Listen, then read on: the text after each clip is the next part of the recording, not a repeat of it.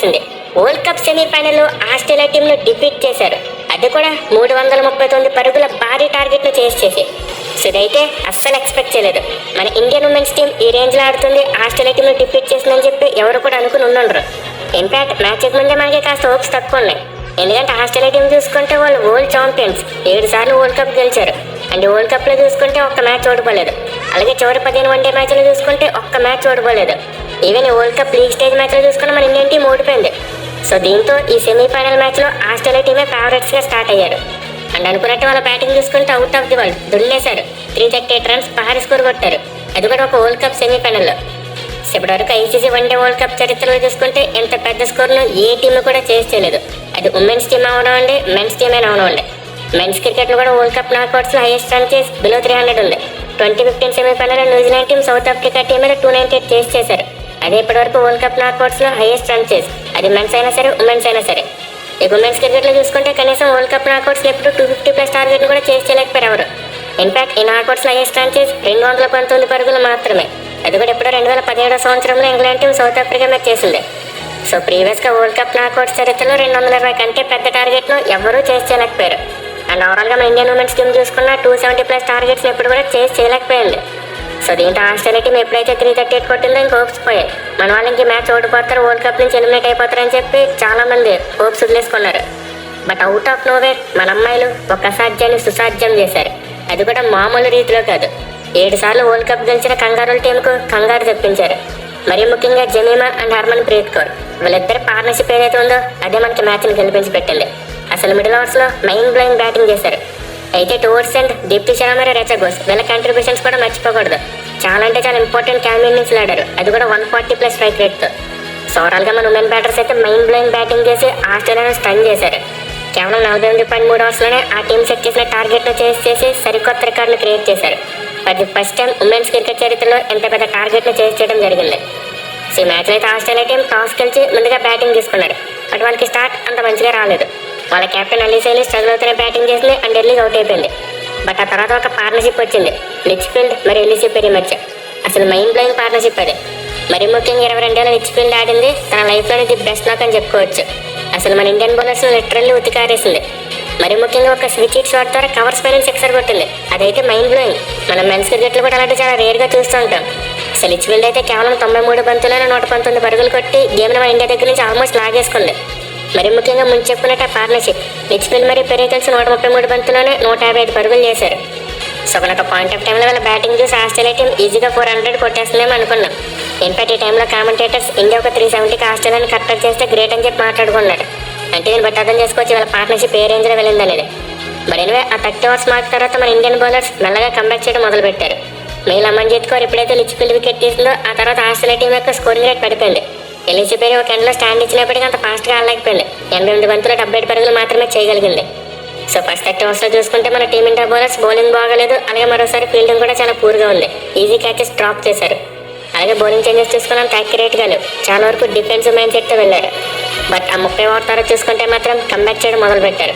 Regular ఇంటర్వెల్స్లో Australia team యొక్క wickets తీస్తూనే ఉన్నారు. ఎక్కడ కూడా అపోనెంట్ టీంకు మరో భారీ పార్ట్నర్షిప్ నెలకొల్పే ఛాన్స్ అయితే ఇవ్వలేదు. మధ్యలో కిమ్ గ్రాత్ మరియు గార్డ్నర్ మాత్రమే కాసేపు ఆడారు. సో డెఫినెట్లీ గార్డ్నర్ అయితే ఒక మైండ్ బ్లోయింగ్ నాక్ ఆడింది, 45 బంతులు 63 పరుగులు కొట్టింది. ఇన్ఫాక్ట్ ఆస్ట్రేలియా టీంకి 338 స్కోర్ వచ్చిందంటే దానికి మెయిన్ రీజన్ గార్డ్నర్ నాకే. ఆమె కనుక ఎర్లీగా అవుట్ అయి ఉంటే ఆస్ట్రేలియా కొలాప్స్ అయి ఉండేది, అంటే వాళ్ళు 300లో ఆల్అౌట్ అయిపోయి ఉండేవారు. సో మన బౌలర్స్తో పాటు fielders back and of the innings బాగా కంబ్యాక్ చేశారు. మెయిన్ 3 రన్అట్లను ఇంటిక్ చేసి ఆస్ట్రేలియా టీంని గట్టిగా దెబ్బకొట్టారు. అలాగే రన్ ఫ్లోను కూడా బాగా కంట్రోల్ చేశారు. మరేమో పికప్ ది బౌలర్స్ మాత్రం శ్రీచరణి మన తెలుగు అమ్మాయి మైండ్ బ్లోయింగ్ బౌలింగ్ చేసింది. 10 ఓవర్స్లో 49 రన్స్ మాత్రమే వచ్చి 2 వికెట్స్ తీసుకుంది. మిగతా వాళ్ళు ఎవరు కూడా ఇంత పొదుపుగా బౌలింగ్ చేయలేకపోయారు. రేణుకా సింగ్ ఠాకూర్ కూడా సేమ్ ఎకానమీతో బౌలింగ్ చేసింది కానీ ఆమెకు వికెట్లు రాలేదు. ఇక మిగతా బౌలర్స్ చూసుకుని వికెట్స్ వచ్చాయి కానీ ఎవరు కూడా అంత తక్కువ ఎకానమీతో బౌలింగ్ చేయలేకపోయారు. అందరికన్నా 6 దాటేసింది. సో డెఫినెట్లీ మరోసారి మన బౌలింగ్ అండ్ ఫీల్డింగ్ అంతంత మాత్రంగానే కనిపించింది, అనుకున్న సార్లు రాణించలేకపోయారు. బట్ గుడ్ థింగ్ ఏంటంటే మినిమం 370 అయినా కొడతారు అనుకున్న ఆస్ట్రేలియా టీంలో 338గా కట్టడి చేశారు. అంటే ఒక 30-35 రన్స్ ఎక్కువ బౌన్ అవ్వకుండా చూసుకున్నారు. దీనివల్ల మన టీమిండియాకు కాన్ఫిడెన్స్ వచ్చింది. మిగిలిన మొమెంటంను బ్యాటింగ్లో క్యారీ చేయగలిగారు. సో నాలుగు చేసి విషయానికి వస్తే చెప్పాలి వర్మ 2 4 కొట్టింది, బట్ వెంటనే అవుట్ అయిపోయింది. అండ్ స్మృతి మందాన చూసుకున్నా కాసేపు ఆడినప్పటికీ 24 రన్స్ కొట్టిన తర్వాత ఆవిడ కూడా అవుట్ అయిపోయింది. సో దీంతో చేజింగ్లో మన ఉమెన్స్ టీంకు మరీ అంత మంచి స్టార్ట్ రాలేదు. ఈవెంతో పవర్ప్లేలో 60 రన్స్ కొట్టినప్పటికీ 2 వికెట్స్ కోల్పోయారు. అది కూడా మన బెస్ట్ బ్యాటర్ అయిన మందన వికెట్ కోల్పోయాం. బట్ బెస్ట్ పార్ట్ ఏంటంటే ఇలా 2 వికెట్లు కోల్పోయినప్పటికీ మంచి రన్ రేట్ను మెయింటైన్ చేశారు. అంటే అక్కడ కూడా బాగ్డానే బ్యాటింగ్ చేయలేదు. ఆ రిక్వైర్డ్ రన్ రేట్ను బిలో 8 ఉండేటట్టే చూసుకున్నారు. బట్ ఎనివే ఇంతటి లాంగ్ రన్ చేజ్లో ఫస్ట్ ఇన్నింగ్స్లోనే 2 వికెట్లు కోల్పోయారంటే ఆ తర్వాత కంబ్యాక్ చేయడం అంత ఈజీగా ఉండదు. ఒక భారీ పార్ట్నర్షిప్ కావాలి, లేదంటే మరో వికెట్ పడితే మన వాళ్ళు ఇంకా కొలాప్స్ అయిపోయి మ్యాచ్ ఓడిపోతారు. సో అలాంటి క్రూషియల్ టైంలో జమీమా మరియు హర్మన్ ప్రీత్ కౌర్ ఇద్దరు స్టెప్అప్ అయ్యారు. అసలు వాళ్ళ పార్ట్నర్షిప్ గురించి ఎంత చెప్పుకున్నా తక్కువే. 3వ వికెట్కు 156 బంతుల్లోనే 167 పరుగుల పార్ట్నర్షిప్ నెలకొల్పారు. 16 మిడిల్ ఓవర్స్లో ఆస్ట్రేలియా బౌలర్స్ని చాలా బాగా కౌంటర్ చేశారు. ఒకవైపు బౌండరీస్ కొడుతూనే at the same time strike కూడా రొటేట్ చేశారు. శత్రు అయితే 11 ఇన్నింగ్స్ కాస్త టైం తీసుకున్నారు. అంటే అరౌండ్ 500తో బ్యాటింగ్ చేశారు. మరి ఎప్పుడైతే ఒకసారి క్రీజ్లో సెట్ అయ్యారో ఆ తర్వాత యాక్సలరేషన్ మొదలైంది. మరి ముఖ్యంగా హర్మన్ ప్రీత్ కౌర్ పెద్ద షాట్లు కొట్టడం మొదలుపెట్టింది. వేరే జమీమా చూసుకుంటే చివరి వరకు ఉండాలని చెప్పి యాంకర్ ఇన్నింగ్స్ ఆడే ప్రయత్నం చేసింది. అసలు ఇద్దరైతే ఒకరినొకరు కాంప్లిమెంట్ చేసుకుంటే అట్వెల్ బౌండరీస్ కొడుతూ ఆ రిక్వైర్డ్ రన్ రేట్ని ఎక్కడ కూడా ఏమీ దాటకుండా చూసుకున్నారు. బట్ టు బీ ఫ్రాంక్, మన బ్యాటర్స్కి లక్ కూడా కలిసి వచ్చింది. ఇన్ఫాక్ట్ జమీమాకి అయితే 3 లైఫ్స్ వచ్చాయి. అలాగే హర్మన్ ప్రీత్ కౌర్ చూసుకుని ఒక లైఫ్ వచ్చింది. హిస్టారిక్ చేజింగ్లో మన బ్యాటర్స్ కరేజ్ మరి పట్టుదలకు తోడు లక్ కూడా కలిసి వచ్చింది. బట్ ఎన్నో క్రూషియల్ టైంలో హర్మన్ ప్రీత్ కౌర్ అవుట్ అయిపోవడం చూసాం. ఇంకప్పటికీ మన టీం కొట్టాల్సిన టార్గెట్ 100 కంటే ఎక్కువ ఉంది. అది కూడా అరౌండ్ 14.4 అవర్స్లో 113 రన్స్ కొట్టాలి. సో మన కెప్టెన్ హర్మన్ ప్రీత్ కౌర్ అవుట్ అయిపోయినప్పుడైతే కొంచెం భయం వేసింది, మన వాళ్ళు ఏమైనా మళ్ళీ కొలాప్స్ అయిపోతారని చెప్పి. బట్ ఈ టైంలో జమీమా తన వికెట్కు చాలా వాల్యూ ఇచ్చుకుంది.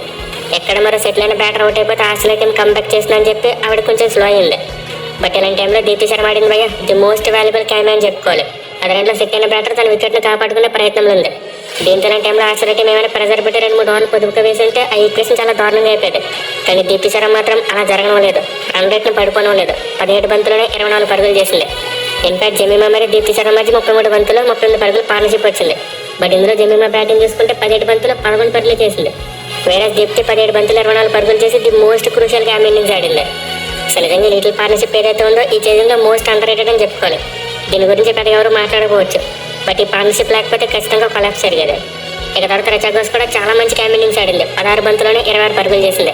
అండ్ ఈ టైంలో జమీమా కూడా 100 కంటే ఎక్కువ స్ట్రైక్ రేట్తో బ్యాటింగ్ చేసింది. సో వీళ్ళిద్దరి మధ్య 31 బంతులు 46 పరుగుల పార్ట్నర్షిప్ వచ్చింది. అండ్ దీనివల్ల ఈక్వేషన్ చాలా వరకు క్లోజ్గా వచ్చేసింది. ఇన్ఫాక్ట్ రిచా ఘోష్ ఇన్నింగ్స్ కారణంగా ఈ ఈక్వేషన్ రన్నే బాల్కి వచ్చింది.